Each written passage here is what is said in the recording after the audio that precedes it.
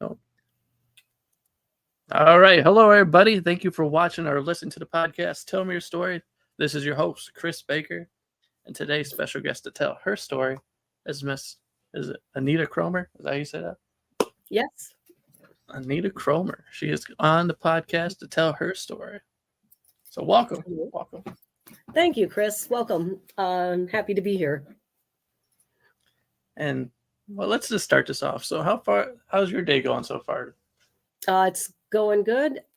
Busy. Always trying to squeeze every ounce out of every minute. So always putting too much in the day.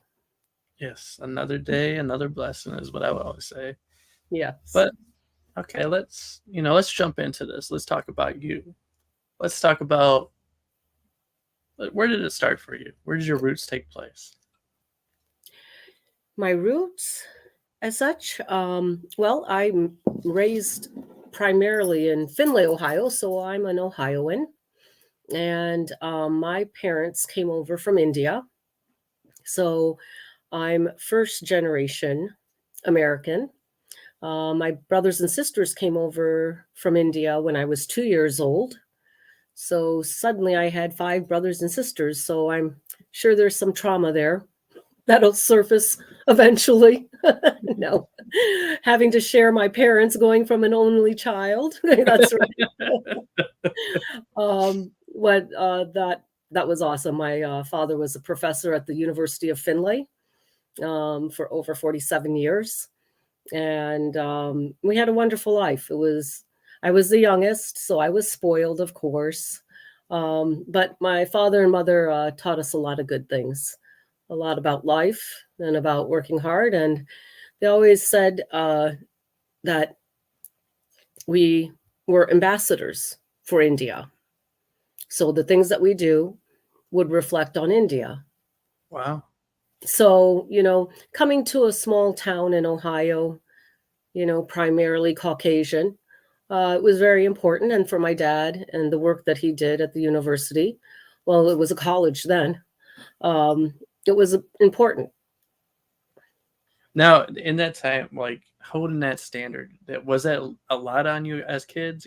Coming in, your father telling you that whatever you do will reflect on what takes place in India. Was it that major to you guys? Did you guys hold that higher to your heads, or what was going on there? I know for me it really did matter. And it was also that, we are a reflection of our parents also, let alone our culture and country. So it always weighed heavy. It was challenging growing up in the sense that I always had this dichotomy of, am I Indian? Am I American? What's going on? Yeah, choosing good and bad from both sides, and so my next youngest to me was 6 years old, 7 years old when she came over. So, yeah, so they were pretty ingrained with, being Indians in India. And so that was also a big influence on me. Okay, so it just popped in my mind. For the younger generation that's watching right now, that's full of, TikTok and all this good stuff. What year is this? What time period is this? Is this before the cell phones, or is this during the cell phones? What's going on here?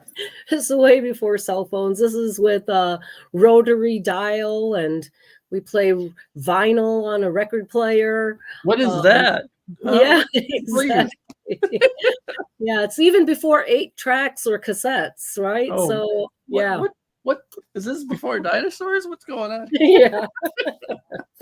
Yeah, so we're talking 70s. Okay, good days. Yeah. Okay, to fill you guys in just a little bit, during this time period, we didn't have well, I wasn't even a thought then. This is my parents' time period. This is back when actually I wasn't around yet. You go ahead. How was your childhood like during this time period? What was like Oh my gosh. Childhood was fun. It was fun. We used to walk to school, and you had a lot of adventures on your way to school. There were always coming home, you down in the creek looking for fish and slugs and whatever. You're out there, you're climbing trees, you're not coming home until the lights come out on the street. You're making concoctions out of mud and water, and I don't know, you're just outside having a good time. You didn't feel scared. Your parents weren't scared, other than you might do something silly, you know. But yeah, it was a really wonderful time that we had at growing up during that time period. So the 70s was very similar to like the 90s because we're, like you said, we're outside from, sun up to sundown, and you had to be in by the streetlights. If you're not in by the streetlights, you're going to hear about it. Exactly. You're going to be grounded, man. No, thank you. And nobody wants to be, back in those days, you didn't want to be stuck in the house. You actually want to be outside because chances are if you're stuck in the house, that means you're doing chores. Exactly. They're putting you to work, man. You're washing dishes, you're cleaning the house, you're cleaning the house, top to bottom. Like, no. Yes. I'll go outside and play with the kids, man. No, thank you. All right. So that's childhood. Let's, go into your schooling. Talk about high school. What was it like? So we had our junior high was actually like 7th grade through 9th grade. And then you graduated junior high and went into high school.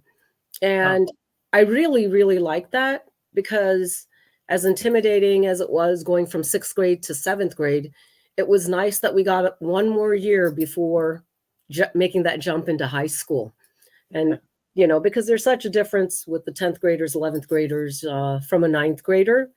And then we got to be king of the hill when we were in 9th grade. Yeah, exactly. And I was a geek. I was president of student council in junior high.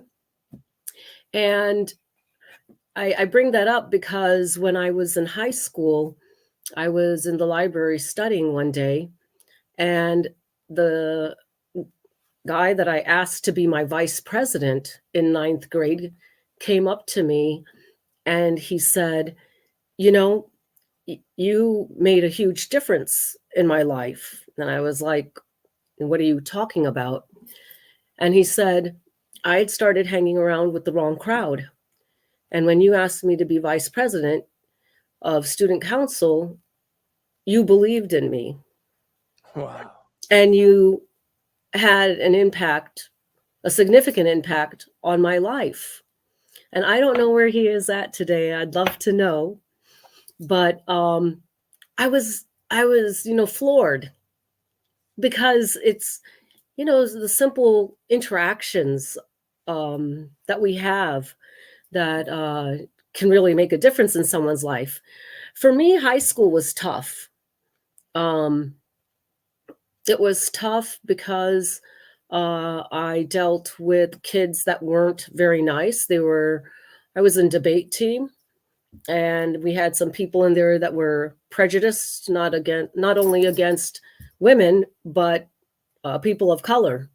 And so I had only experienced that once or twice before growing up.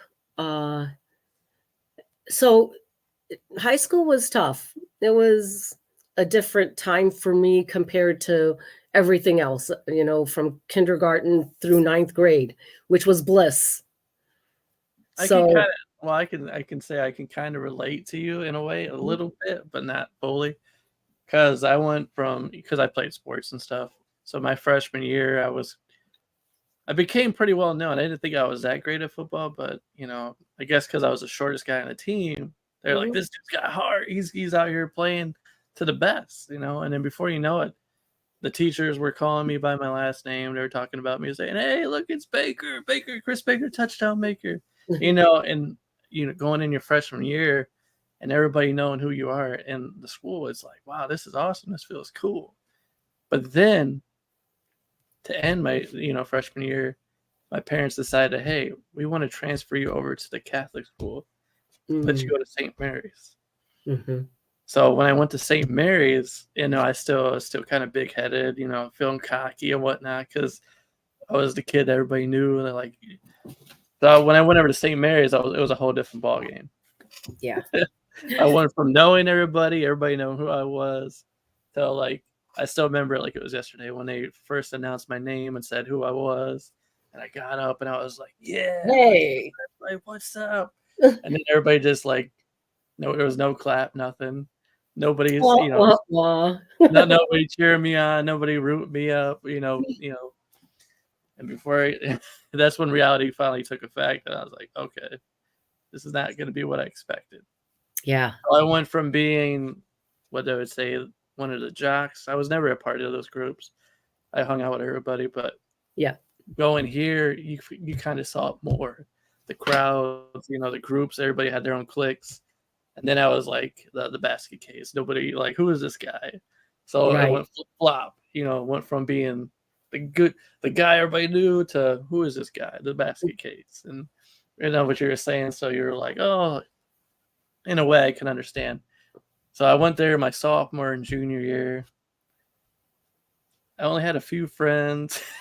Mhm. That's when reality kicked in. Actually, that's where my relationship, I'd say the blessing of it all, is that's where my relationship with Christ came in because I had enough time, reality was set and I was able to connect more and get a better feel. And that's what I'm very thankful for during that time period because becoming Catholic, it helped me become more closer to Christ.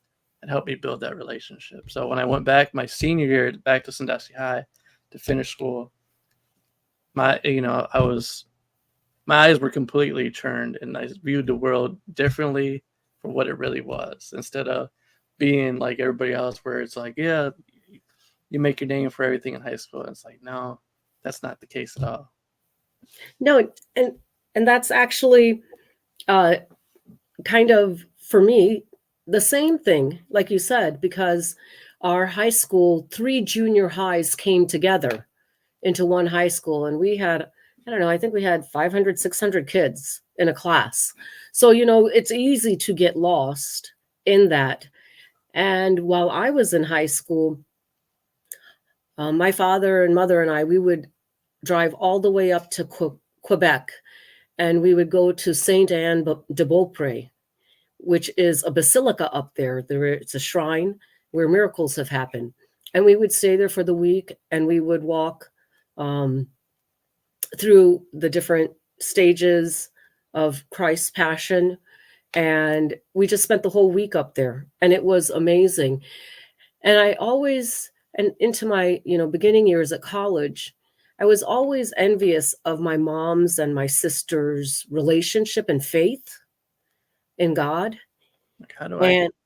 and I was always desiring and seeking it, but not knowing how. Mm-hmm. Um, and I knew that my mother's faith really was the pillar of our family, the strength of our family. Yeah. And my dad, my mom's Catholic, my dad was a Hindu, and he believed in her faith and knew that that was the strength for our family and the foundation that's provided and allowed them to do all the things that they could do and to be able to, in America, it's such an opportunity that you have here. And it was God's blessings that helped them through that and allowed them when, there was a big bill that came up. Dad would get a research job that he could supplement his income. And it was because of mom's prayers, mom's faith, dad's faith. Um, and I just saw the strength in it. And it took me a while to really find that. I totally agree. Because before, like I said, before that, that's where it all started for me. But my parents never forced it on us. They Mhm. always, they said there's a God, there's a devil, and that's pretty much they gave us the free will to, explore whatever we wanted from that point on. They didn't force it on us. They gave us the option, like, here, you can do what you want with it. Mhm. So when I started going to church, I started learning more about it. Because before my prayers were simple, I'd be like, Lord, allow me to be the best football player ever so I can make it to the NFL. That was like my biggest prayer. And I would never ask anything else. And of course, when things are going your way, you're like, yeah, he's listening. He's answering my prayers. But once I got over to St. Mary's, and then I really started getting into my prayers, that's when stuff, like you said, your faith connects you to, people and opportunities and all this stuff. And before you know it, everything's just falling into place. And that's what started to happen. And I started getting closer to Christ. And before you know it, I started seeing, just stuff coming together, just connecting. God opening my mind and putting ideas in there, saying, "Here, try this," or say this to somebody, or talk to, talk to her about this, help her out, do this. And when I would do stuff like that, I would instantly just like, "Oh, that was awesome." Or I would read somebody's mind and be like, "How'd you know I was feeling this way?" And I'm like, "No, just something came over me. I was like, I need to talk to you." Mm-hmm. And it was great. I don't want to get too deep into talking about faith because this is your story, but That's fine. No, it's okay. All right.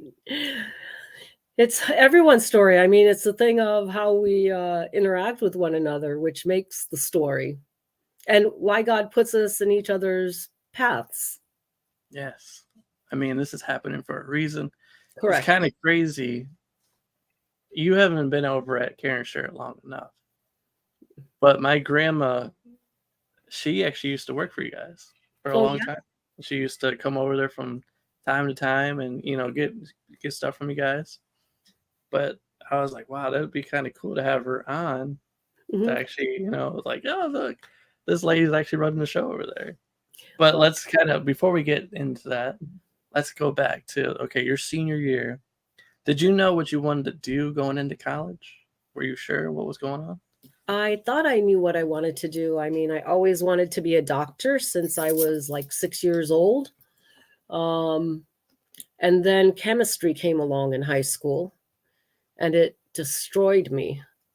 I Oh no. just couldn't grab the concept. But I was still going to college for pre-med biology. And by chance, when you take that test to see whether you go for the basic chemistry or you go into the first level of chemistry at college, I passed like by 2 points, so I didn't have to go to the basic, which I should have taken the basic Mhm. because I needed it. And that was just the beginning of the end. Chemistry for me was the toughest thing. No one could answer the question why. And if I don't understand why, I can't retain it, you know? Yeah. So I did end up with my biology degree. It was a difficult process, but I graduated. I got my biology degree. But then after that, I actually started working at the microbiology lab at MCO and realized I wasn't a lab person. I needed more interaction with people. You And know, now like the blood samples and all that good stuff?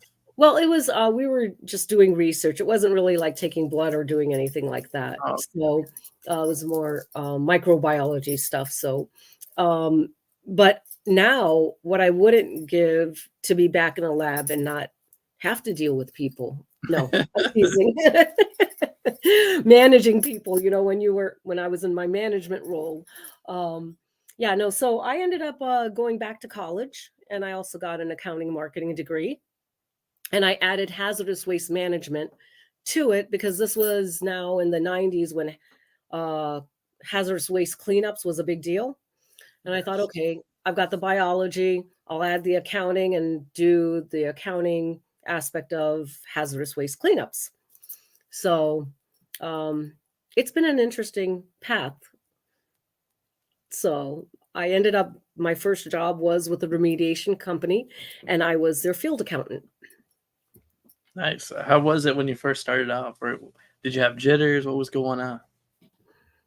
Yeah, I was nervous. It's always nerve-wracking for your first job. But I was older then because I continued on with college.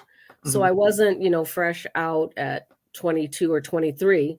I was 25 getting into the market. So that helped a bit. Well, that's not too bad. Yeah, like you said, getting into the being fresh meat, getting thrown in there, you're like, oh god, here we go, let's do this. Yes. You get up the oasters, the old people in there, they're like, okay, this is how it's gonna be done, this is how we're gonna do it. And you're like, okay, I got my notepad and pen, I'm writing it all down. But how long were you doing that for? I only did that for, I want to say, a year because my family needed me to come back and help with the family business Hmm. and help my brother with that. So I helped launch an antique reproduction wholesale retail store in Finlay. So we would import antiques from Indonesia, and then his partner would purchase actual antiques, and then we'd have wholesalers and retailers come in and purchase. So it was a big switch. Yeah, it definitely sounds like a big switch for sure. Yeah. That's a big adjustment too. I mean, Oh, going from, what you're studying and what you're doing right now to hazardous waste and all that stuff, and then all of a sudden you're over here, you're working in the store doing all this. yep. How did you do it? How you just adjust to it real quick like it was nothing or what? Yeah, I think that comes from my upbringing. My dad, being a professor, we always talked about business at home, and whether it's the stock market or business, and of course my eyes are rolling in my head. The boys are talking about it and all that. But then Dad would do a lot of research work, and I would help him with whether, as a kid, I was going door to door getting questionnaires filled out for, I think it was the quality of life in Finlay, Ohio assessment. So knocking on doors, getting people to fill out a survey. And then when I got back from college, he was working on another research project, and the gentleman that was doing all the data entry and crunching of the numbers suddenly wasn't well, and I had to step in and learn this software and be able to pull the data together, do the graphs, and help with doing the analysis of the results. And that was one of the best educations I ever got, because I didn't, in college, we were still using typewriters. I wasn't using a computer to write my reports on. Wait, wait, wait, wait. Typewriters. What I, what's I going know, on here? trust me, that was torture. Yeah, so that was one of the best educations I could get. And that's where I think, with my dad and the things that we would do at my house and my parents and everything, and even my brothers, always, like when they were in college, they had a band. So I got to sing with the band when I was in junior high. I mean, it's just always been out there. You just could go for it, right? So when you go for it and you work at it, you research what you need to, and you figure it out. And so I was Wait, like, okay, say that again one more time. you go for it. You do the research, you work at it, and you figure it out. Yep. Take the people that are watching right now, listening right now, definitely write that down. That is wise words because that does play a big factor in a lot of stuff that you're doing, especially whatever you're chasing after. Definitely do that because it will help you in the long run. I promise you that. Wise words. Okay, continue. Thank Sorry. you. No, no, and I tell you, that has been the basis for every job that I've had, because every job that I've had has not been the same job I had before. It's always been a new industry, a new role, and it's always been, you had to have the dedication to do the legwork and to teach yourself, because there are no training programs that can teach you your industry. When I was, so I mean, so I, after remediation, I ran this, I launched and ran this antique reproductions warehouse. And then my brother needed help with the manufacturing facility. So I'm maybe 26, 27 at this time. And I end up coming up to Sandusky, and I come in and I'm a shipping supervisor of a product. I have no idea, but he had been through people, and the people were trying to milk this organization that had already been through embezzlement and had been through foreclosure and things. And um, so he's like, I just need people I can trust. And so he brought family in to help him run it. And so it was, again, learning, trial by fire. And I applied some of the things I learned at OHM, and I ended up from a purchasing standpoint. So I was a shipping supervisor, but I was doing HR. I was doing the purchasing. I ended up being basically the IT person too. So in the purchasing, I really did a big faux pas. I was purchasing materials based on price. And so if you think about flour, right? You have flour that is made by one brand and another brand. And you think, okay, they're the same. But with the chemistry in porcelain insulators and refractory gating components, it definitely was not the same.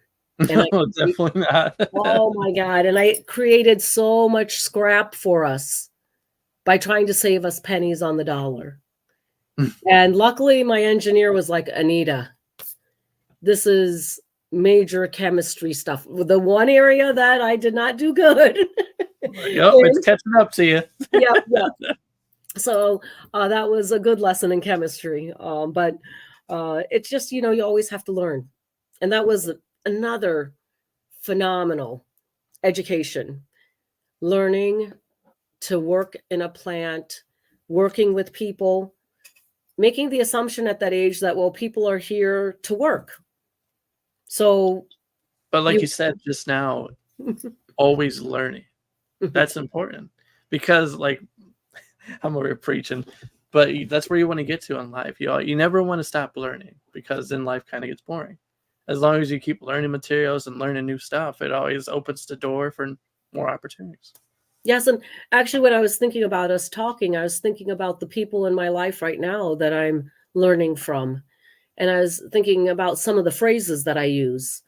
For me, all the different roles. I've been a plant manager, so I went from shipping supervisor to plant manager. I've been a manager of medical records. I've been a director of medical records. I've been a director of revenue cycle in the hospital.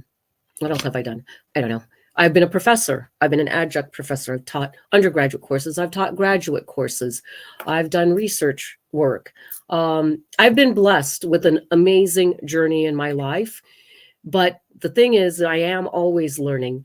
And I have some wonderful people that I've come in contact now, being in the nonprofit industry, being at Care and Share. And I talk about how God's given me tools along the way. So like in Universal Clay Products, this was the 90s. I built our website. I mean, I don't know what or how or why, but we needed it. I did it. And that's one of the tools that I was able to bring to Care and Share. So I could build their website, and not being afraid of the technology and to dig into it and not feel that, oh, I'm going to break something. And so God has given me all these little tools to put in my toolbox. And this is from a good person and friend that I know, Louis Caseda, who's the one who had that phrase. It's not my phrase, but it's a brilliant phrase because it's really what God does as he's leading you down the path of your life, whether it's your career, your personal life, all of it, depending on what your focus is. So yeah, I'm always learning. You're never too old to learn. No, and I mean, like you said, you were growing up in the 70s, so you experienced the computer coming into play, and then you said you had the type of machine, the typewriter. Yes. So you were coming in a time period where you're growing up, and you're going into that 80s, 90s, where technology is kind of coming into play. Yeah. And everywhere you're going to, every work field you're at, you have to learn all these new machines. So thankfully, you had that spirit inside you, and from the very start, because your parents, how they raised you, they held you to that standard. So that locked in for your life, man. And as you worked to different places, it worked out to perfection. Yep. It absolutely, I mean, and that's the thing, the foundation that I was given, I was blessed to have the foundation that I was given with my parents and family growing up in Findlay, Ohio. It really allowed us a lot of opportunities, not only as a family, but individually. That's great, though. So how long were you there? How long did you work there for? At Universal Clay, I was Yes. there for 10 years. And while I was there, I was doing I was a adjunct professor at Firelands. And then I was launching and working with my brother to launch Lyman Harbor Waterfront Entertainment Complex. So you had your So, feet pretty much in the water everywhere. It seems like yes, you're a little bit all over the place. it was constant work. That's for sure. Long days. I could imagine. What would it like? Yep. Would you say it was like 12 hours? What was the typical long day for you? Most probably 15. Whoo, man, There your was feet have been. sometimes when we had something that we had to get shipped out, I remember we stayed 24 hours to get the shipment inspected for quality and out the door. Yeah, yeah. So, yeah, it taught you, how to have some grit, Oh yeah, not be a baby. no, no. You definitely learn in those situations, and uh, but they really don't talk about in those situations, those long hours. The people you work with, man, that relationship you build with them guys, because Yeah. you're not doing it by yourself. At least I hope you're not. Yeah. Well, that Because night I was, but that's okay. having them people with you, that's where it's all about, man. Is It is. getting that grind together, really. Yeah, and that's where, my husband and I always talk about this, is how do you reflect your faith without being preachy? Without forcing it. Yeah. Yeah. And I think, that was the one thing as we managed people, we would always have that conversation. And there's times you're just human and you're frustrated but for us, if we could help empower and build people in the organization because we had the opportunity to be in management, that was our opportunity to do God's work by elevating other people Mhm. and helping them realize what they had to offer. So many of the people that I worked with just never really were told their value. Yeah. And maybe they didn't get it at home, or in medical records, you're always like in the basement or in a dark room because they're protecting the records, and no one really knows what you're doing there. And to be able to help shed light on the importance of what those folks were doing was really important to me, because a lot of those women needed to be empowered. They were smart. They had great integrity. They were detail oriented, but there was no appreciation because there was no realization of what they were doing for the organization, right? So you have to be that trumpet for them. Mhm. So that's how, my husband and I kind of looked at how is it that we can be, and trust me, I'm not saying I'm a saint or an angel, very, very far from it.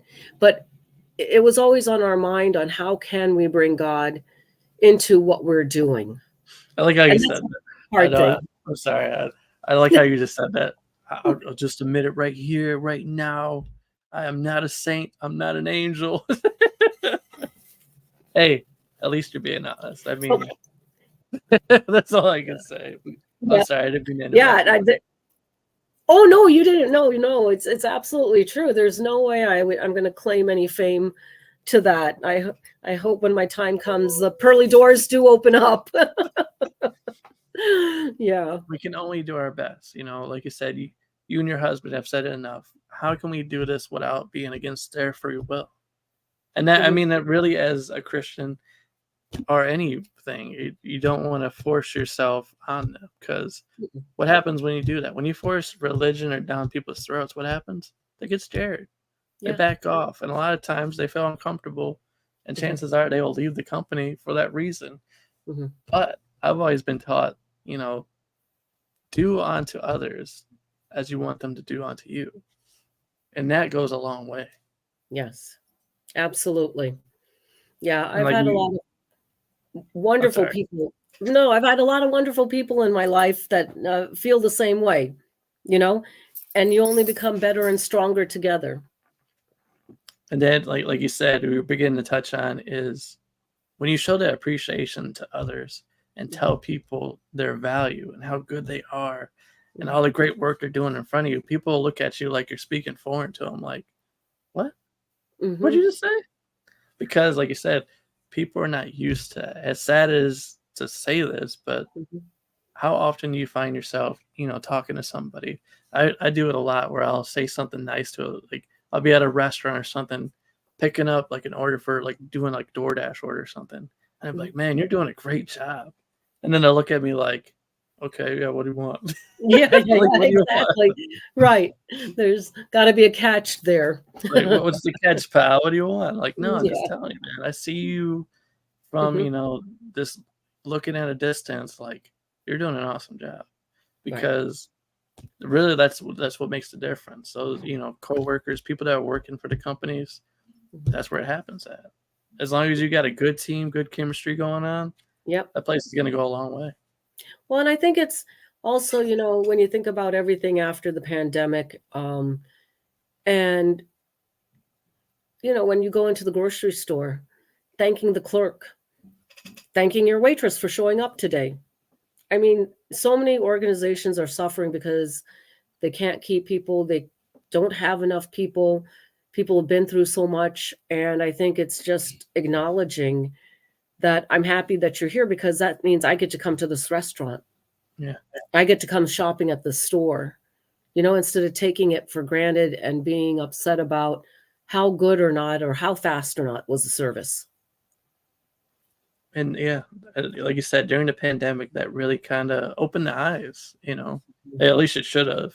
We weren't really still kind of now. We're not really as appreciative to go to stores and go to restaurants and see they're all open. And we're living in a time where there's a lot of places that are understaffed because Mhm. the people are afraid to get back out there because of what just happened.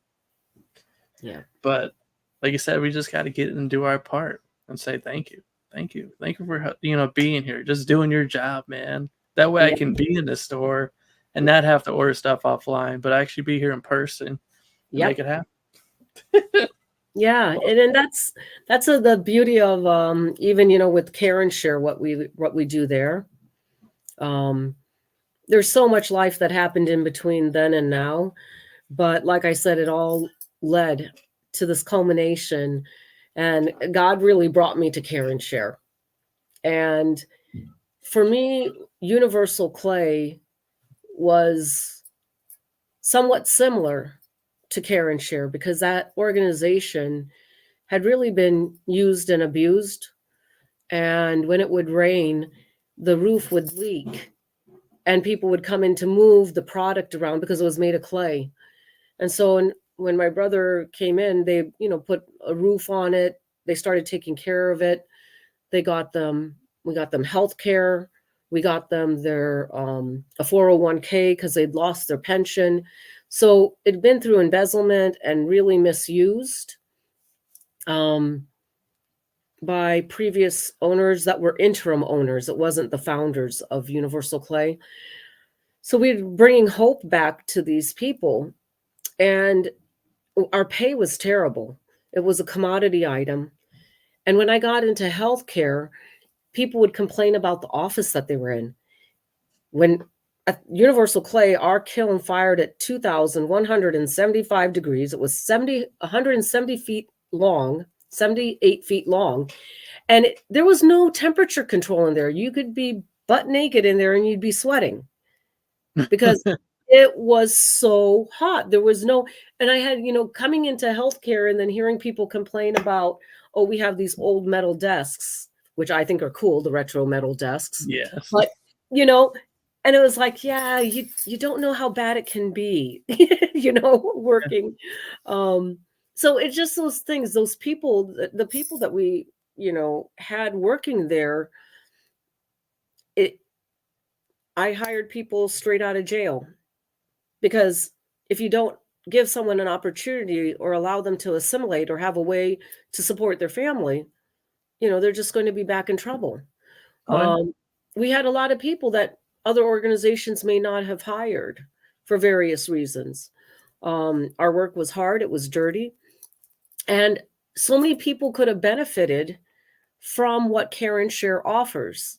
And that's my link between Universal Clay and now. And I never knew. And I lived here for years, and then I moved back to Finlay for 10 years. And coming back here again, after being working at the hospital in Norwalk, God led me here.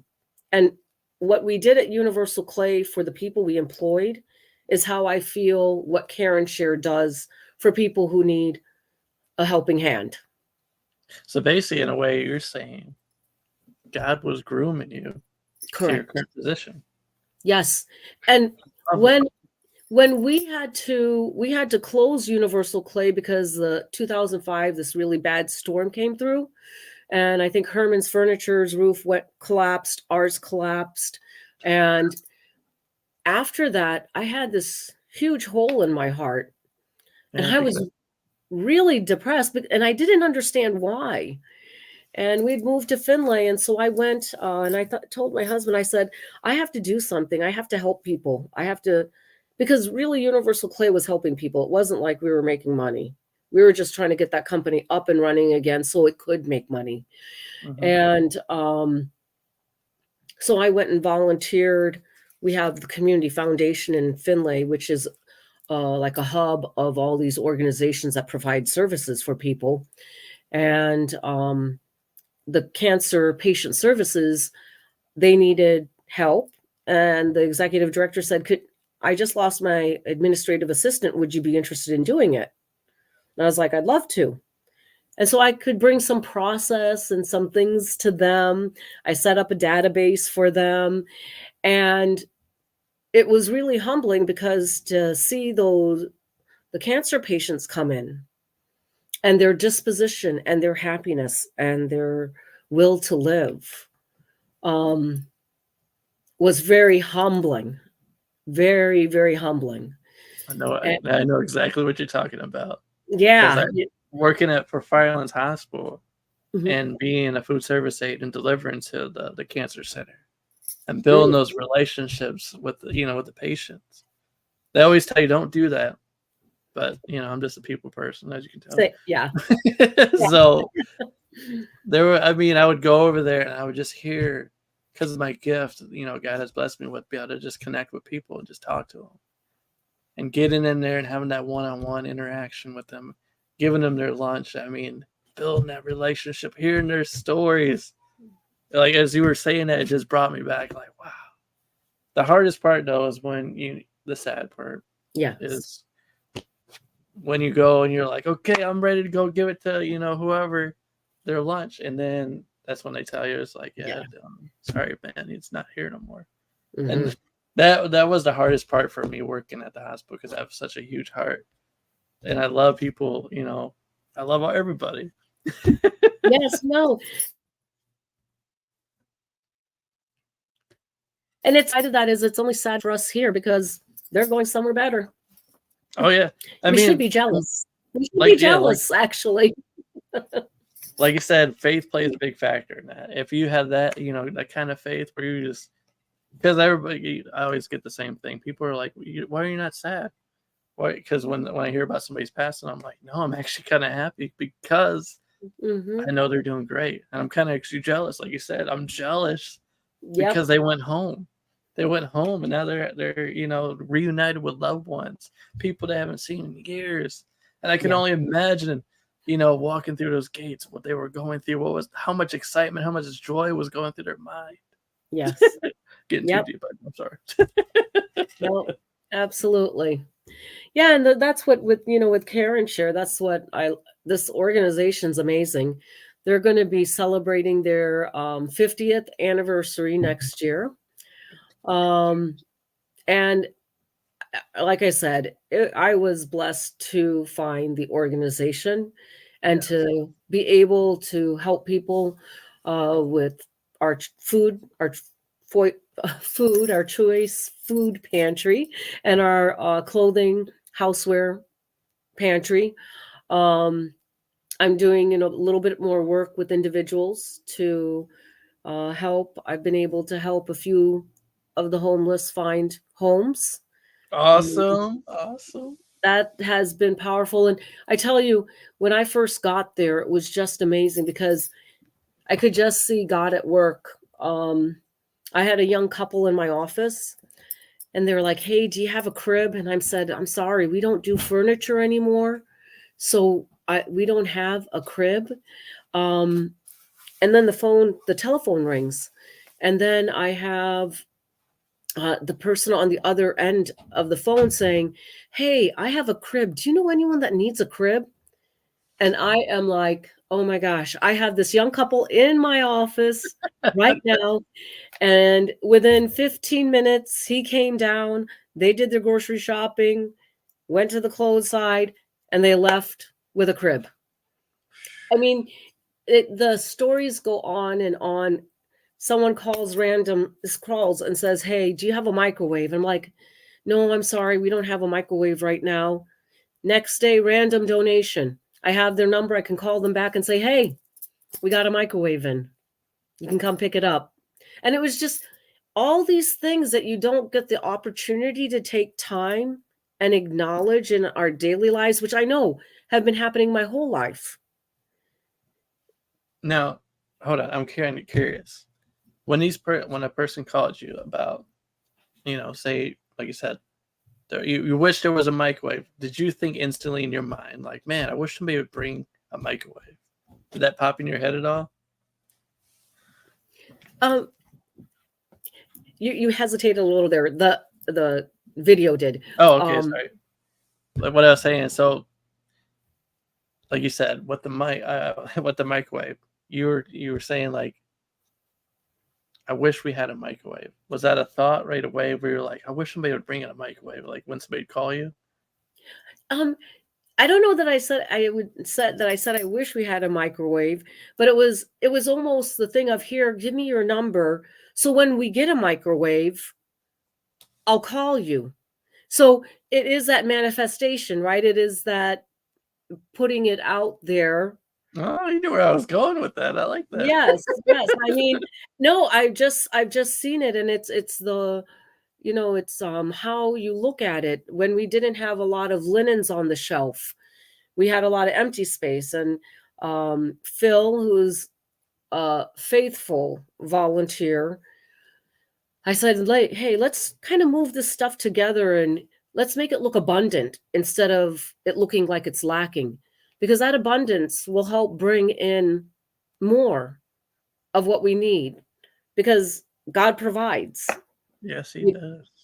And Yes. and I've just seen it in action so much. Um it's awesome. I got goosebumps. It's just awesome. I seen what is it? What is it? Has that? What's the line? I've seen so many miracles. I don't even know what the word impossible is anymore. Say that one more time. I've seen so many miracles. I don't even know what the word impossible is anymore. Right. Yes. I've heard Yes. I heard a song that not too long ago that said exactly that line. I'm like, that is so true. How many Mhm. times how many times we witness that in our everyday life? Yep. And so when I was working on Karen sure didn't have a logo when I came. So I'm like, they've been here almost 50 years and they don't have a logo. They aren't branded. How does anyone? And I think that's why maybe I didn't even know they existed, that they were there to help people, because, there were times when I needed that help. I could have used that assistance. Hmm. Um, there were days that I didn't get to eat. I didn't have that money.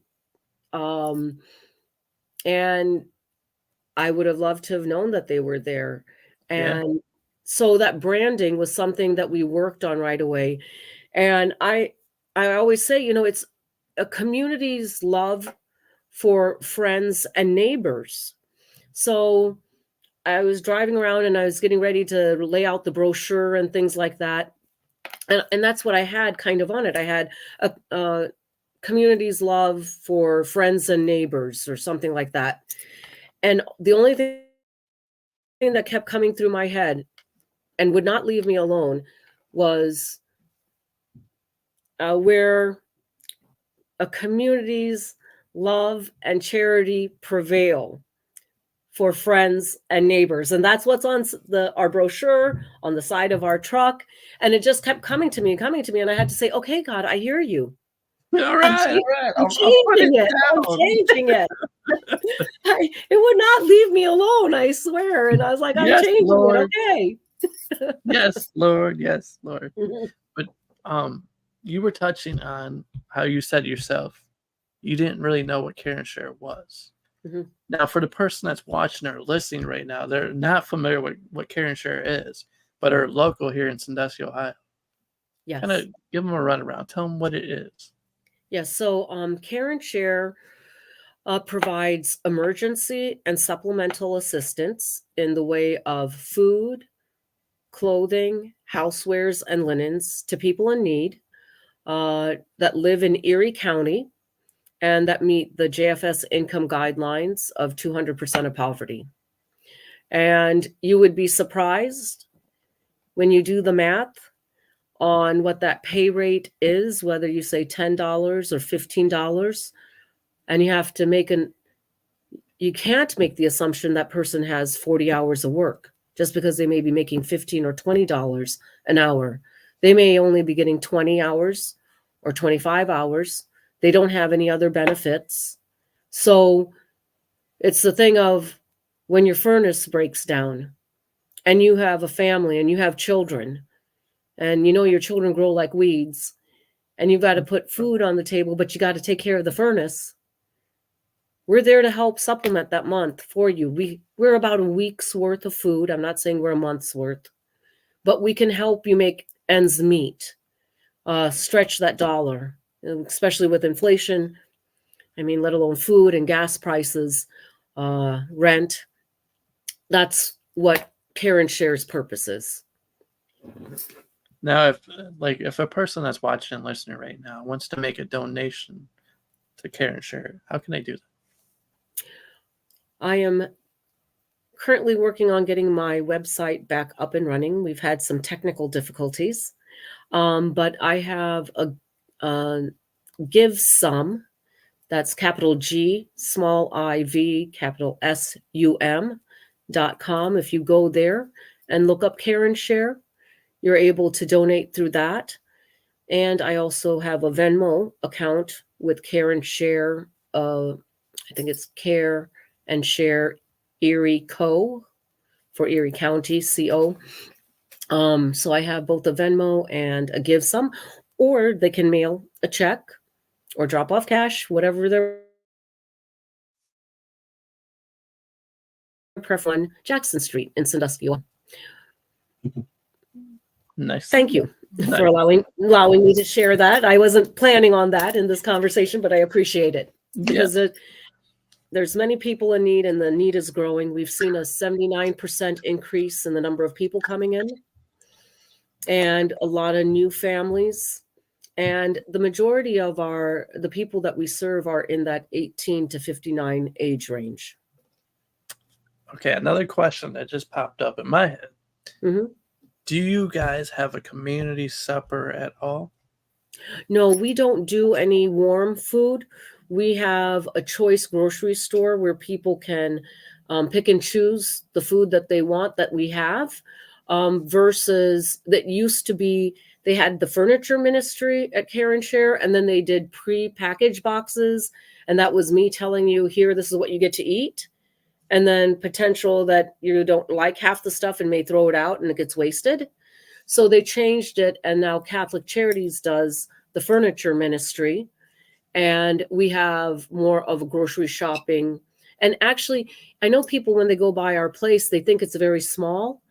It's because it doesn't look very wide, but it's really, really deep. And we have a great clothing houseware store. And that, for me, for people, is shopping therapy. We all need a little, shopping therapy every now and then to put a smile on our face and distract us from our burdens. Well said. Well said. Yeah. All right. As we begin to wrap this thing up, I just simply want to say thank you for coming on and telling your story. If we've been on here for about an hour and it just flew by. It did. It did. I appreciate the opportunity, Chris. There's so much more to the story. But all I can say is that I've been blessed and I'm thankful. Yes. We'll definitely have to have you on for a follow-up sometime in the future. That way you could tell us a little bit more what's going on. Like I said, this hours kind of flew by real fast. Yes. But I guess as we wrap this thing up, I simply, I guess I asked, let's go with some random, like just a random question. Mm-hmm. You have an all expense paid trip, so you can go anywhere. It's all covered, all taken care of. Where are you going? Well, actually, we are planning a trip, but it's not all expenses paid, and it's going to be expensive. But we're going to go to Brazil to see our exchange student. She was our exchange student through Rotary back in 2004. So she went to Sandusky High School, and she is going to be having a baby. So we want to go visit her after she's had her baby. Awesome. Okay. Allow you, I'm going to pass the mic over to you, and you can ask me a question. Okay. So I want to know what inspired you to do these podcasts. It's a very common question. I get a lot.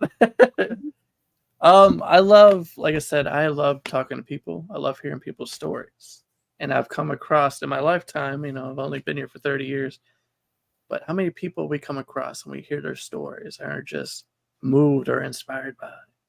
And then I was thinking to myself, we have so many different platforms nowadays that are giving all this, unnecessary information. I was like, why not have a platform where people can come on and tell their stories and be able to share all that information, stuff that, they work, like you said, you went hours, you worked your butt off doing 15 hours a day. But being able to share that story, be able to share that, just talk about that. And somebody that's going through the same thing right now as we're, talking about it, speaking on it. And just hearing, giving them that motivation, that push to keep going, to say, hey, there's light at the end of the tunnel. I think that's awesome. And then when I think into the future too, I said this, I think on the last episode to Justin, but I think about the future generations. Somebody down in your family line or my family line wants to know more about us or hear our story.